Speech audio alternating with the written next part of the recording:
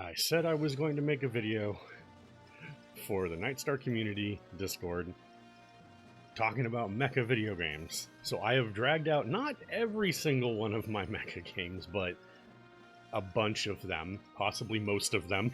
So in the world of mecha and video games, when you combine these two things, it's kind of weird because for a genre that's so popular and so pop culture, you'd think there'd be a lot more video games just right off the top of your head that are mecha stuff, and there really kind of isn't. And a lot of stuff that uses mecha, it's not necessary for it to be mecha, it's kind of a paint job. I endeavor to try to categorize the games based on how much it feels like it's a mecha video game, how much that plays into the actual gameplay or whatever. The first and most obvious thing is anime license games. That is, I would say, first and foremost, obviously, there's Gundam video games, right? Everything from the most obvious stuff, like Gundam Versus, which is a long-running competitive fighting game kind of dealy that's been around. It's been an arcade staple from Japan, and this is a series that only very recently is starting to come to the West. And you're going to hear me say that quite a lot, actually, because there's quite a few things that of late, in the last 5 years or so, are starting to make some real headway in the West. The gameplay style of these is what I refer to as an arena fighter, and it's utilized not just by Gundam Versus, but also by Zoids video games over the years have utilized this gameplay style. Like I said, did I already say that out loud? I call this the arena fighter style, and while it's not an anime license, these games are, and other similar games, like if you are familiar with Final Fantasy Dissidia, for example, all of these games are the grandchild of the progenitor of the genre, Virtual On, which is itself a mecha game. It invented, more or less, this style of competitive mecha fighter, as it were. And so everything that has come afterwards that plays even remotely like these games owes itself to this granddaddy of all of them, and is a great series in its own right. I believe this is the first home port, the Dreamcast Virtual On Oratorio Tangram. And there are anime licensed mecha games that do not play like those. At a distance, you might think they do, because they're like third-person action things, and that's what those arena fighters look like. But if you were to play them, you realize, they don't play quite the same. And that would be stuff like this Eureka 7 game that they apparently never released Volume 2 of in the West. This is called Volume 1, the New Wave. This is an anime licensed game. There's, of course, tons of Gundam games over the many, many years. I have Gundam's Encounter in Space here as my primary kind of example, especially since there was a handful of PS2 Gundam games, and they all play roughly similar. There's ones that are specific to Gundam Seed and Gundam 00, and 4 or 5 of them are all Universal Century stuff. And of course, when we were talking in voice chat that time, I held up my Gundam Side Story 0079 with its Dreamcast game with the Nintendo barcode on the back, as a Gundam game example. And then there's stuff that gets outside even that grouping of stuff, because like I said, those games also play in third person, or I think that Dreamcast one plays in a from the cockpit first person style view, not unlike the famous Western video game series Mech Warrior, which I don't actually own any. I used to. Just don't get on me about that one. I know I like Mech Warrior just fine, but I was more into the novels than the video games personally. And we'll talk a little bit more about those games in a second here.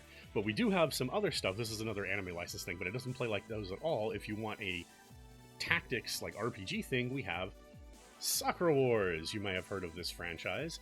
There was a recent Soccer Wars game. I didn't pull it out for this. That plays kind of like a Dynasty Warriors thing, so it's a third person hack and slash. This is an older one, and it's a video game exclusive. There's no anime version of these like characters that I'm aware of. This is called Soccer Wars So Long My Love. It was originally on the PS2. This is the Wii port. Really good, even if it has some of those, staple Japanese anime things that make us go, There's also some stuff in there that's good, but overall it's a good game. And there is, oh boy, is there another game that I pulled out that I'm going to talk about at the very end, because this, I can't just like briefly talk about this, even though I'm going to have to, because I'm not going to go on a huge tirade about it. I said tirade, a huge gush about it. This is, if I can get my life on track, I want to make like a YouTube channel just talking about video games, and this is probably going to end up being, this franchise will end up being like a multi-video series, not too far off in the vein of other people's, like a Final Fantasy retrospective and etc. Because this is a very long-running series, and I will mention it at the very end because it's very much a heavy hitter. But we'll move on from there. When we were in the voice chat that night, I think it was Lord Drewby made the joke of, oh, how many of those games are Armored Core? And I immediately was like, hey, they're not all going to be Armored Core. I actually feel bad. I don't have all the Armored Core games I used to have. At some point, I was a fool. And a fool, because words are hard. And I got rid of some of the older ones. But here's Armored Core's 4 Answer, 5, and 5 Verdict Day. With 4 Answer and Verdict Day being like the Monster Hunter G equivalents, just expanded versions of the original game. Yeah. Armored Core is it is the definitive mecha video game series. If Mech Warrior had not been so unfortunately sidelined by bullshit over the years, it would be, I would have said, like, a tie, where it's like Armored Core is the East version and Mech Warrior is the West version of, like, the definitive mecha experience. And unfortunately, due to Mech Warrior having such a long entangled history, Armored Core basically, like, takes that throne easy. Outside of Gundam. It takes that throne as a video game unique franchise. It takes that throne pretty fucking easy. And I get to throw in more pissing on Dark Souls here because the Armored Core series is made by From Software, who also made other games like Chrome Hounds, which is a mecha game. It's more strategy, like team tactics oriented. Like, it's a real-time action game, but it's supposed to be like squad tactics stuff. Murakumo Renegade Mech Pursuit for the original Xbox, which is a like really high-speed kind of run-and-gun 3D mecha thing. Frame Guide, which was never released in the US, and this is an English patched ISO physical burn disc I got off of Etsy, because yes, I do that. And oh dear God, I own an original legitimate physical copy of Metal Wolf Chaos. And if you're not familiar, that's not too surprising. It's not nearly as well known as it should be. But to put it in perspective, this is the mecha equivalent of Metal Gear Rising: Revengeance. This game is a lot. There is a lot going on here. And again, like, in the future, I will devote a whole video of theoretical show to this, because, oh boy. And all that stuff, that was made by From Software. Along with, they have other non-mecha stuff, non-Dark Souls stuff, too, that I own. And I really wish they would stop being so profitable off the Dark Souls shit, so that we could have them make other video games again. But that's neither here nor there. Now, this is stuff that is not as easily categorized. It's not part of big franchises, necessarily. And even when the games play fairly traditionally, it's not as easy to lump them into other categories. But here's an interesting one. Do you like shmups? Do you like fighting games? Have you ever thought that it would be really weird if you made a shmup fighting game? Well, don't worry, because that's already been done. It's called Senko no Rande. Senko no Rande. I always want to say Senki no Rondo. It's Senki no Rande. Senko no Rande. Originally released, this very first game released as War Tech in the US. It does actually have the correct title as a subtitle there. And of course, nobody in America knew what it was or gave a shit. But it was, as usual, big in Japan. They eventually made a sequel, and there is actually a non-mecha game in this kind of tiny series that is a fucking Toho game. But they actually got the license from G-Rev, the developers, to use the Senko no Rande name, which is baller. That is super cool, and I love that they did that. But yeah, these are literally 1v1 shmup fighting games. It's awesome. Your super moves are like, you basically turn into like a final boss of a shmup. It's unique per character. It's amazing. It's great. Now, oh my god, I just realized I forgot a whole ass game. Give me a second. I cannot believe I forgot to grab this off the shelf, because this, in my opinion, is the next thing after Armored Core that is like the definitive mecha video game. To the point where I have two different mecha categories for dividing games into on my Steam. One of them is just called Mecha, and the other one is called Assault Suit. And that is because it's derived from this. Well, not this entry specifically, but a franchise of games called Assault Suit something. Assault Suit Lenos, in this case, which was originally a Sega Genesis game that had a weird English title. It wasn't called Assault Suit in English. It was called, like, Earth Attack, Earth Defender. It had some weird name. It did get released in the US. They released two of the like old Assault Suit games in the US. One of them I desperately want to get a physical copy of. Is the Japanese name is Assault Suit Vulcan, and the English name is Cybernator. Because America loves really weird, cheesy, generic sounding names that in no way like help personality-ify the games. I don't know. They're weirdos. But the gameplay of those games, they're 2D sort of run-and-gun-esque games, but they heavily lean into kind of mecha customizing equipability aspects. The Assault Suit games basically became their own genre, as you might have deduced from me saying that I use Assault Suit as a category in my Steam organization. And so there are a lot of games that, not from the company that made the Assault Suit games, but just from all sorts of people, that are very notably Assault Suit games. On Steam, in particular, I own Armed 7, Armored Hunter Gunhound EX, BAD Battle Armor Division, Gigantic Army, Steel Strider, and a recent indie entry, Hardcore Mecha, which is a really, really awesome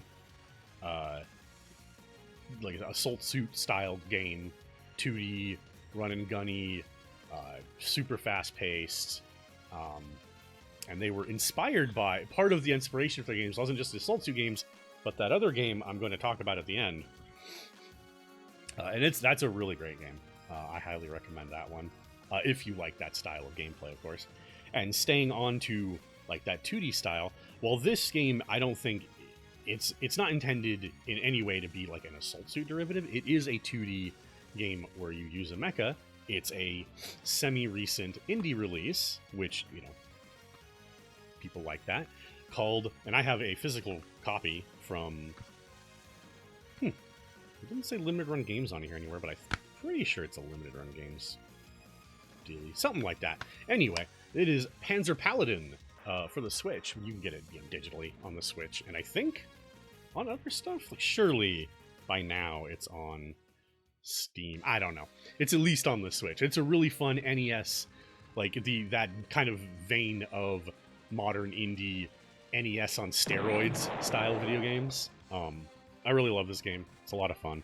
Getting into some of the other kind of weird stuff, the least weird of them would be this PS2 game called Sly, or Steel Lancer Arena International. What's really funny about this Konami game, and there's another couple Konami games sitting here that we will talk about, is there's like 3 versions of this game with different names depending on what console you're getting it on. So like there's Sly for the PS2, but then there's a game, it's basically literally just this game, but like not this game, but it's also from the same people for the Xbox, and it uses a completely different name that I cannot remember off the top of my head, and I unfortunately don't think I own a copy yet. And that's like a third-person shooty, very Armored Core-esque thing, third-person shooty thing.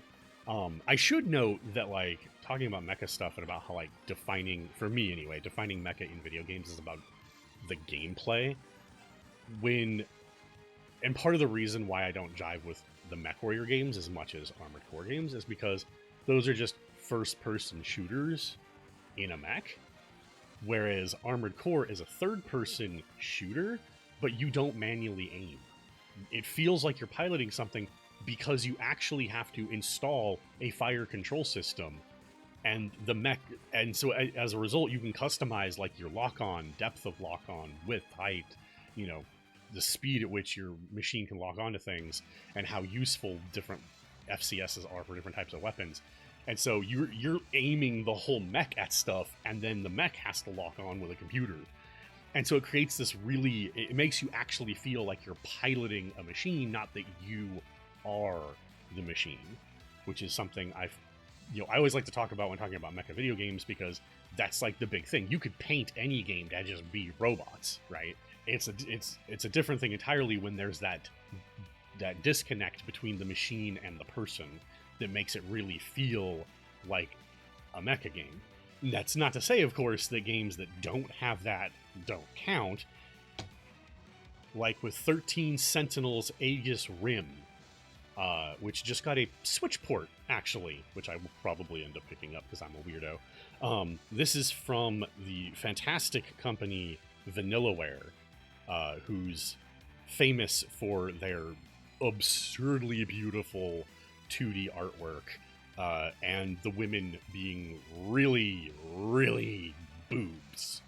The lead artist, George Kamatani, is kind of infamous, not just in the work he does for video games, but just in his personal art, for being just kind of really horny on main. I've even heard tell that, like, oh, he's an artist, so he'll like draw Christmas cards for friends and family, right? And it'll be like horny on main anime women in it or something. Like, how true that is, I don't know, but like apparently that's true enough that story got out. So the 13 Sentinels is a really, really beautiful, and it's got the most reserved character designs, but is a very beautiful, very interesting, very deep. Actually, Vanillaware games, despite that art, are all very deep in their narratives. They're very focused on narrative and storytelling and character. The gameplay, however, is an interesting hybrid of a real-time and turn-based strategy game, where instead of directly controlling units, you're giving orders to units on a map. It's very unique. Even saying that, like, that sounds like, okay, tactics games, right? Like, we know tactics games, we know StarCraft, but it's not quite like that either. If any of that sounded interesting to you, go take a look. It's once you see it in action, it's a lot more unique than just explaining it, sounds like. Here's a funny one, mainly because of something recently, and also just my own personal weirdness. This is Counterforce for the Wii. A super budget, got it for $5 US.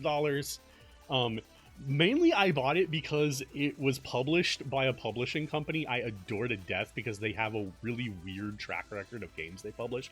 Mostly really dirt cheap stuff, but there's some weird gems in there, called Conspiracy Entertainment. And I don't know. I fall into weird rabbit holes of specific publishing companies. It's the Counterforce is a weird, what I refer to as the into the screen shmup, so like Star Fox or something. But you're a mecha. It controls really weird, not because it uses the Wiimote motion controls. No, it uses the gyro thing in the nunchuck for movement, not the joystick. Tilting the nunchuck. It took me forever to figure out the game was even doing that.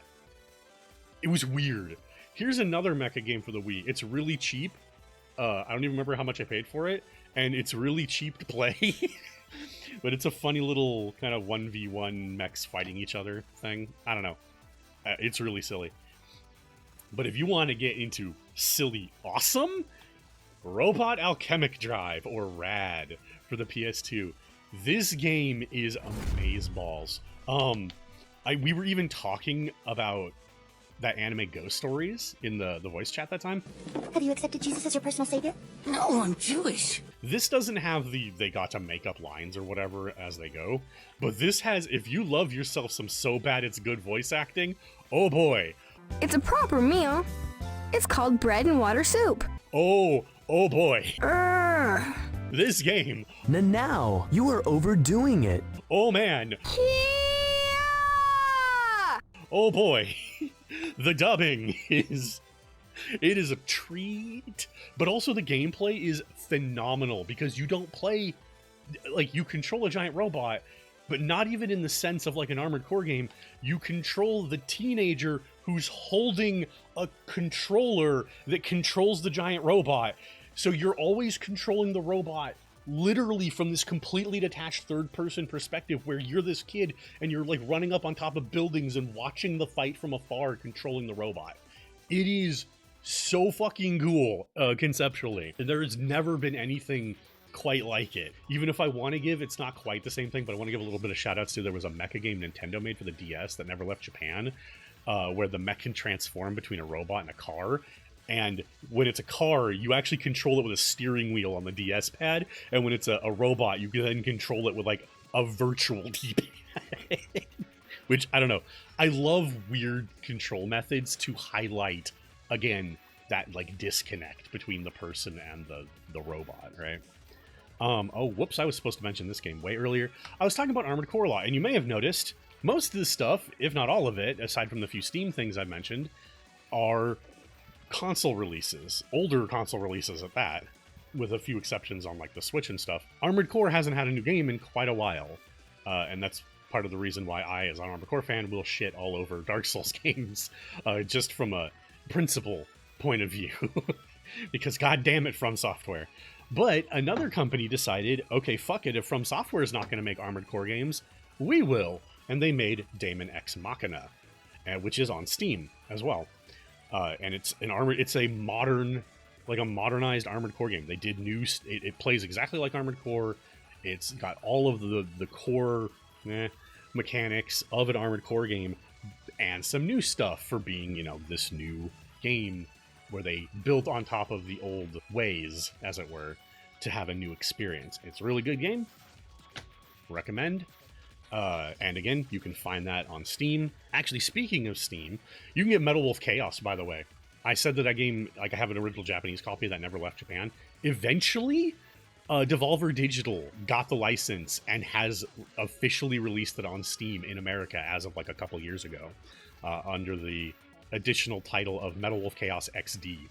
So that's not even some like weird thing you have to go out of your way for. You could go buy it for like, I don't know, $20. Yeah, in my mecha list of stuff, I have things like Baldur's Sky, which is this crazy top-down, like almost twin-stick shootery thing, and it's really hyper anime, in some good ways and in some not good ways. Daemon X Machina, I already mentioned that. Dual Gear is a cool turn-based tactical mecha game, very much in the vein of, and I'm going to use this to go back to console stuff for a minute, Front Mission. So now, as far as like video game unique franchises, Front Mission is like the brother of Armored Core. It's the other side. Where Armored Core is a full action game, Front Mission is primarily a tactical turn-based RPG. However, if you were to go look at like the mech customization in both games, you'd be forgiven for thinking that they were from the same franchise even. They're very, very similar in that way. Front Mission, however, has branched off into action games occasionally, including even as far back as the Super Famicom, where I have Front Mission Gun Hazard, which plays like an assault suit game. Just straight up, it plays like an assault suit game. But even in the more modern times, Front Mission Evolved is it's literally just Front Mission being Armored Core. I don't even really like Front Mission Evolved that much. I'm gonna be super real with you. I know people who really like it. It's not bad at all, but for some reason I just kind of don't gel with it super well. Of the main Front Mission games, I only have Front Mission 4. I'm trying desperately to get a hold of Front Mission, the DS port, because we never got the original Front Mission for the Super Nintendo in America. However, if that style of game sounds interesting to you, if Front Mission itself sounds interesting as like this legacy franchise, they recently announced, as of like a couple months ago, Front Mission 1 is getting a remake for the Switch. And also some really weird looking other Front Mission thing got announced, but we don't know jack shit about the gameplay, and the story stuff they showed looks fucking weird, and I have no real commentary on that. But a remake of the original game for the Switch is coming. And yeah, that Dual Gear game, which I dovetailed off of to talk about that. If you love the customizing aspect of mecha stuff, but you want to go deeper. Deep Throat. On Steam, Mass Builder. So MASS Builder. It's a pretty high speed, like, there's none of that, like, disconnect in terms of piloting the machine and not being the machine. So it's really just, you know, a high speed action game, but it has a level of customization unrivaled. I've never seen a mech game that had this deep a level of visual customization.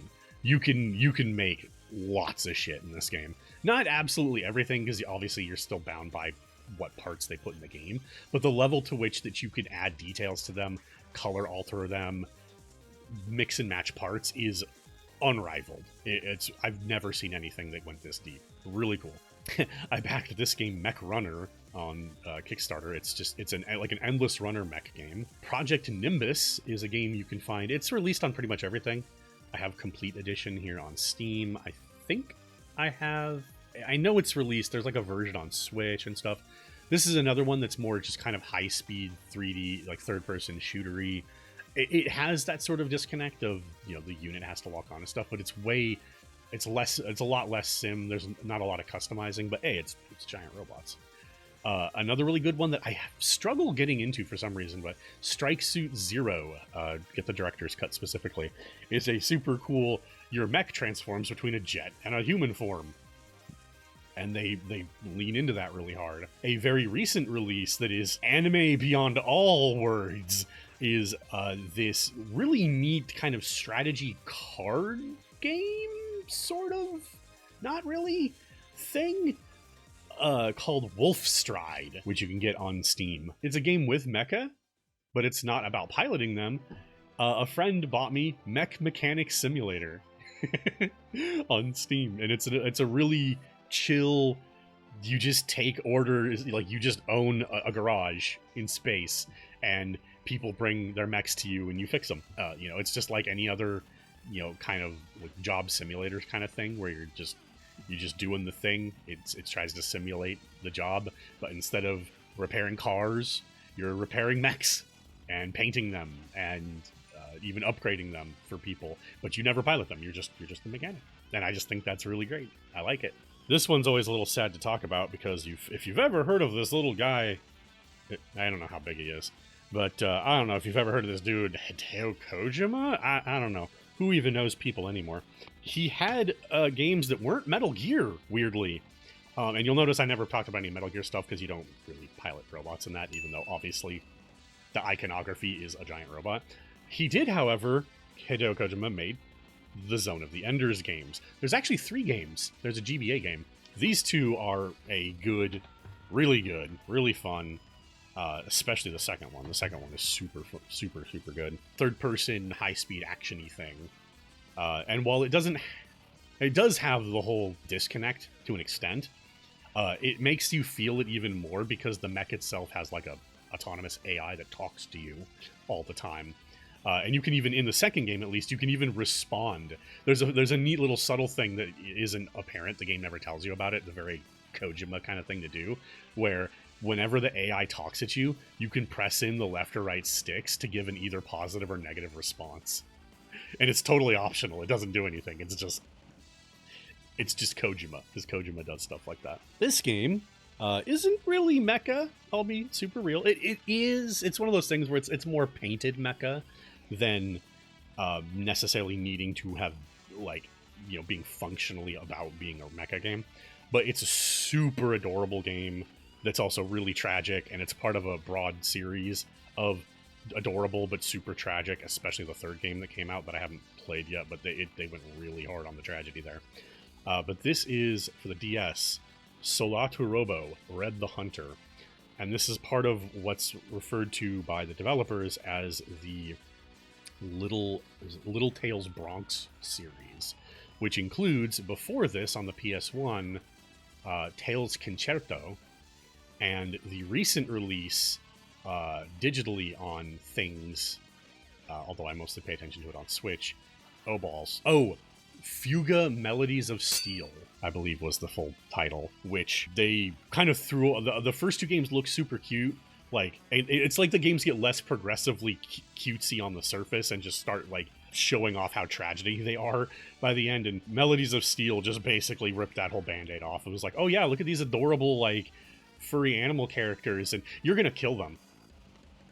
They're children, and you're gonna sacrifice their lives to try to protect other lives. Have fun with that. Fuga Melodies of Steel doesn't really have mecha in it. The characters control a giant tank. But the first two games, Tales Concerto and Solaturobo, the characters pilot kind of these mini mechs that they sit on, like, on top of rather than inside of. But they're really good games. Okay, we're at the end here. I've gone through everything else on the table. I've talked about stuff on Steam. Here we go. This is the one. I'm not going to get into the whole damn thing. This series originates on the Game Boy, and it recently celebrated, as of last year, its 30th anniversary. And I was talking about, like, Gundam games earlier, anime license stuff, right?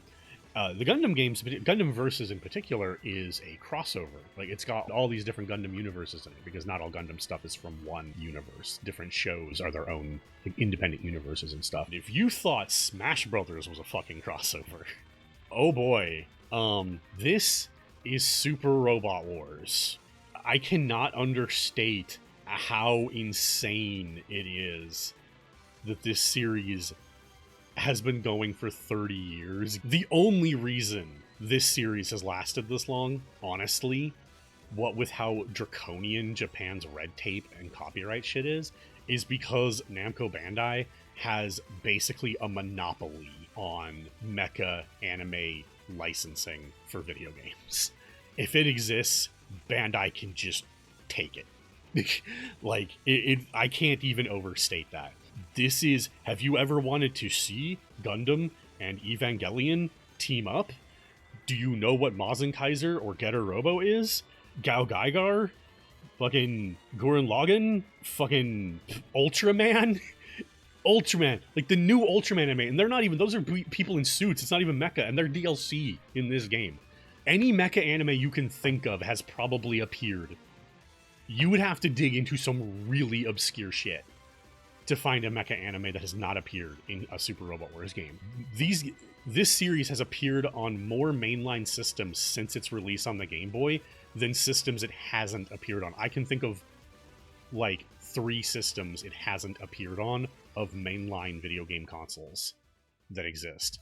And Bamco Namdai is finally, as of the last 5 years or so, this series is starting to gain a lot more traction in the West, and it is now actually possible to get some of the modern Super Robot Wars games on Steam in English. It's pretty nutty.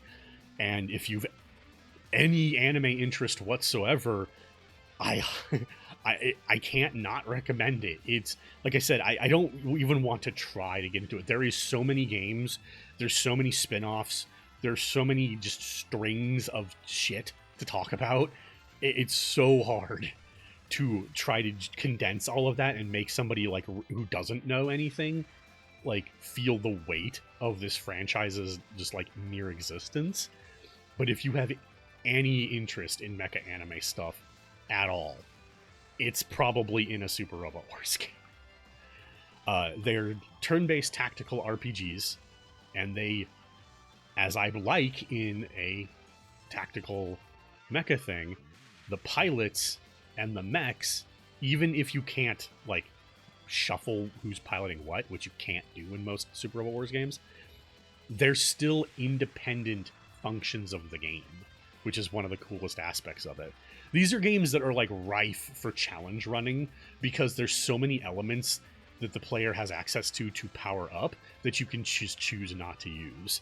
And if you were like, if you thought to yourself like, okay, you know what, I'm sold, I want to play a Super Rose game, but you said there's like a bajillion of them, and there is, what would I play? Just get this one. I'm not even kidding. Just get the most recent one, Super Robot Wars 30.